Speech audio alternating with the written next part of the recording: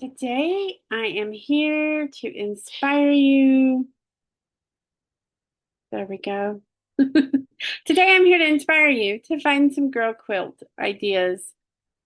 Just great, even just to have in your back pocket, because you just never know when you're going to end up with a girl's quilt. But as a reminder, you can always magically change the colors and do a boy's quilt or a just a neutral or something for your home. So let's take a look at these. But for your favorites, I have numbered them to make it easier. Um, let's have a look and have some fun. I think this one is so cute. So cute. Just a very simple 9 patch. The squares are a little bit small. If it was me, okay, this is just me. Um, I would do less tiny squares and make bigger squares. I just think they're easier to sew. I think that I don't end up cussing as much, but I do think that this is super cute. If you have, because literally each square is probably half of a fat quarter, maybe. So, like, if you have a ton of fat quarters laying around or a ton of scrap fabric where you've got an eighth of a yard or more, probably, this would be a really great quilt for that. So, super cute. Okay, I'm going to say now, I want to know from you, to me, this is not a beginner quilt. This is for you guys that have been quilting forever and love applique. I need to do one of these in 2026 because I honestly haven't done one and I just need to try it. This year is all about trying something new. So maybe something like this. Maybe just for a throw that I could give to somebody. I love the quilting that they did on it. You take a really close look. It's these little swirls. It's so cute. So, so cute. Um, but honestly, I haven't tried applique. So for those that have, like, I'd love to know what are some of your tips? Would you do it? There's always some of those that you're like, I would never do this again. I have a few of those. I would never do this again. So is applique one of those? I don't know. Haven't tried it. Okay. Just a reminder, this month's fabric giveaway is this gorgeous vintage fabric. I have no idea who made it.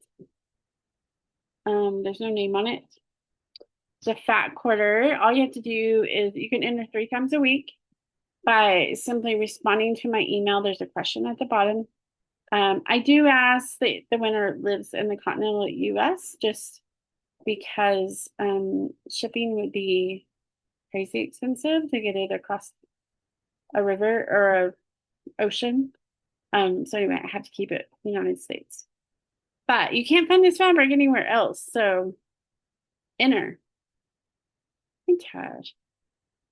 I think this one would be super cute for a baby quilt. It's a lot of jelly rolls.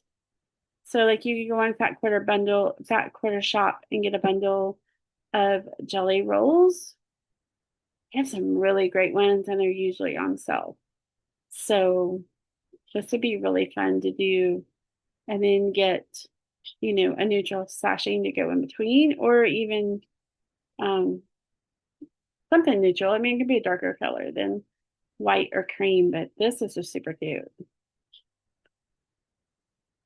I love the border. Look how cute that is.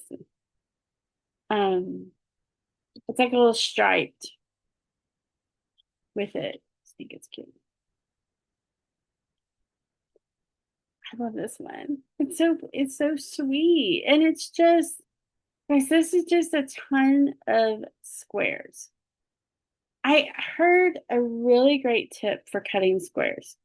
Um, Somebody posted it on a YouTube video. I don't remember who it was.